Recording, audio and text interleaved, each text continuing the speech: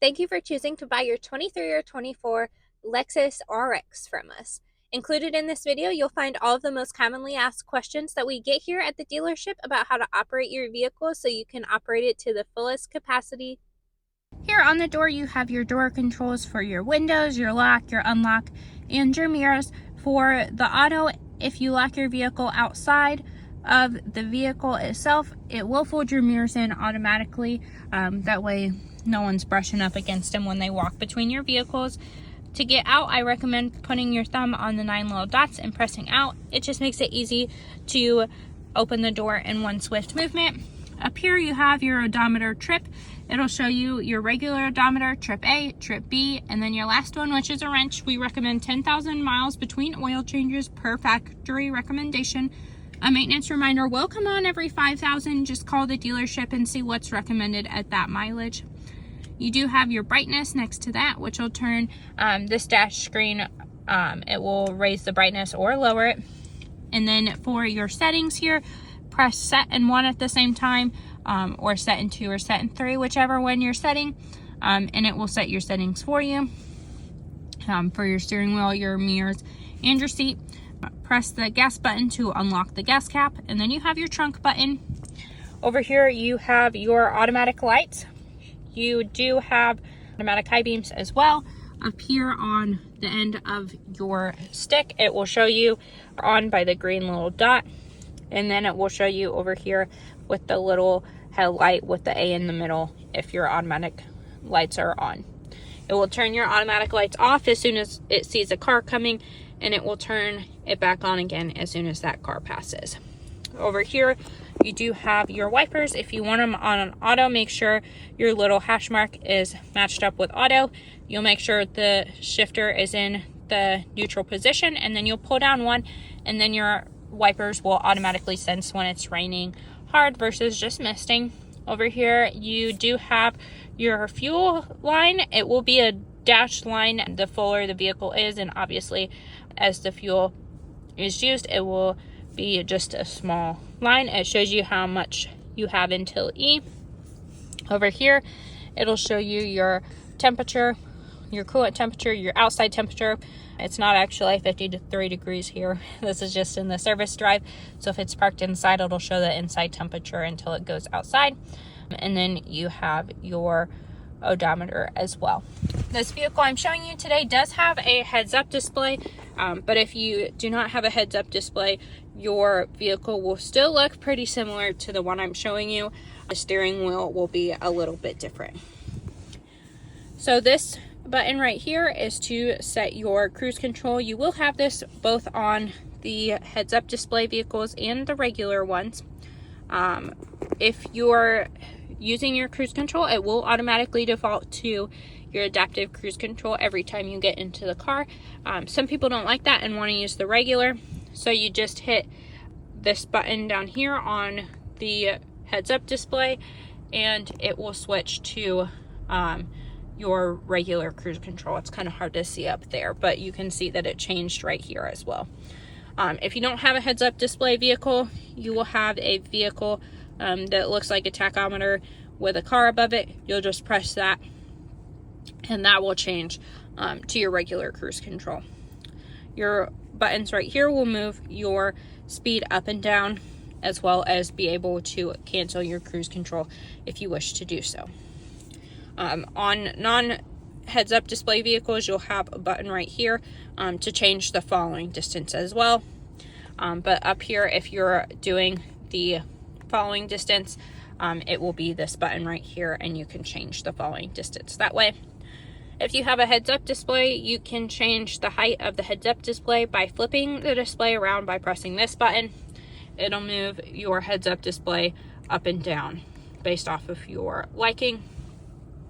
And then over here on the left-hand side, you do have your controls for your radio as well. Out in front of you, if your vehicle is equipped with it, you do have a driver attentiveness monitor. If you do not like that, because some people find it annoying, you can scroll down in your settings to driver assist, driver support, and then you can scroll all the way down here and turn off the driver monitor alerts. Your multimedia screen is going to look the same whether you have a heads-up display or not. You do have your built-in navigation here. You can just say, "Hey Lexus. Hey Lexus. How can I help you?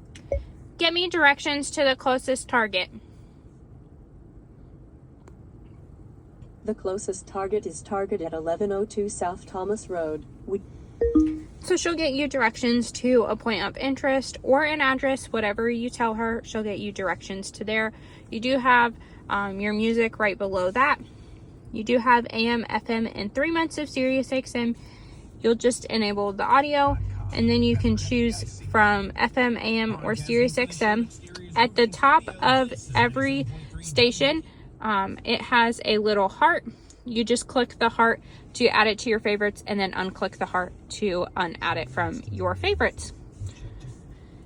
You do have a sources button. If your phone's connected, it'll show up right here. You have radio. You can connect your Apple Music and your Amazon Music. If your phone is just Bluetooth and it's not in Apple CarPlay or Android Auto, you'll see all of your phone settings right here to make your phone calls.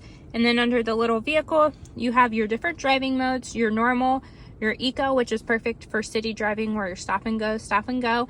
And then your sport just tightens down your suspension a little bit, gives you a more sportier feel. Driving assist has all of your safety features, so all of them are in blue are on, and if they're grayed off, they are off. You do have other things like trip information, tire pressure in here as well that you can explore on your own. You will hit Bluetooth and devices and click add another device to add your device. If you have an Apple or an Android device, I recommend enabling Apple CarPlay or Android Auto. Even if you don't plan on using them, that way in the future, if you want to use them, you do have that option to do so instead of having to re-Bluetooth your phone completely. If you want to remove a phone, you'll just click the phone and then you'll click forget, and it will forget the device. You can only add up to 5 devices, so if you have more than 5 people, you will have to delete one to add different ones. You do have general settings, which have your screen beep, your date and time, which you can change to change by the GPS. So if you go to a different time zone, it just automatically changes for you. And then you have your Wi-Fi right here if you chose to have a Wi-Fi subscription. Your display will change your brightness. And then you do have sound and media, which will change your display sound. And then you have navigation settings. Under vehicle customize, you have lots of different things. You can change your heads-up display from here, change your meter, what you're seeing on your meter, which is right here on your dash screen. You can change your lights. And then illumination, if your vehicle is equipped with illumination, it will show up right here above the multimedia screen, and then it does show up at the floors too, and you can kind of see it on the switch over there for the door as well. But you can click this theme and you can pick from all of the different themes, or you can create your own custom one. You do have door controls right here, which is where if you want to change it from unlocking the driver's door only, you can do that. Your auto relock timer. If you need to turn off your power back door, you can do so too. You can turn off your sensor, and you can change the opening position too. You do have a custom drive mode that you can set. You have boarding and exit, which you can change to not tilt your steering wheel up and move your seat back if you don't like that feature. You can, this is for service, where you can reset the tires if you switch tires. And then there's just several ones that you can explore through there. Utility, you can turn off your rear seat reminder. That will beep at you 6 times. If you get out of the vehicle and lock it and walk away, it just beeps 6 times to remind you to check the rear seat. It will also show you a reminder on your dash too. But if you don't like that, you can turn that off as well. And then you can scroll through and see different settings through here. I don't go through all of them just because I don't like to overload guests. This right here will change where the temperature is blowing. You have your heated and ventilated seats. They have auto, high, medium, and low on them. And then your heated steering wheel has auto, high and low. You have your climate button right here, which you can turn your de-icer on if your vehicle is equipped with the cold weather package. You have your front and your rear heat. You can change your rear heat from the front to, if it's not on, you can cancel the S-Flow and it'll allow you to turn on your rear temperature. This right here will control your fan speed. You can turn it off, you can sync the temperatures, and then your passenger does have the heated and ventilated seats. If you have a luxury, your rear seats will also have heated and ventilated seats for your rear passengers as well. Right here you have your controls to defrost your back windshield as well as your mirrors. Your temperature changes by the dials, and then you have your front defroster as well. If your vehicle is equipped with it, you do have your parking feature right here, which will help perpendicular and parallel park you. When you're ready to do so, just click this button and the info will come on the screen, and you click which one you want to do and it will walk you through it. You do have to stay in the car unless you have an NX equipped with parking outside of the vehicle. This button right here is your panoramic view monitor. You can click that and it'll show you a view of the bottom of your car, and then you can click this right here and it'll show you the top view. If you do have this panoramic view monitor, it will come up side by side with your backup camera as well. Down here, you do have your wireless charger. Just set your phone on it and it will start charging. Then you have your USB-C, USB, and then a port to plug whatever you need to in there as well as 2 USB-Cs. Right here, you have your traction control off button, your terrain button if you go off-roading. This just gives your foot a brake if you're stuck in traffic or in a drive-thru. You can just press this once your foot is firmly pressed on the brake and it'll hold you in place.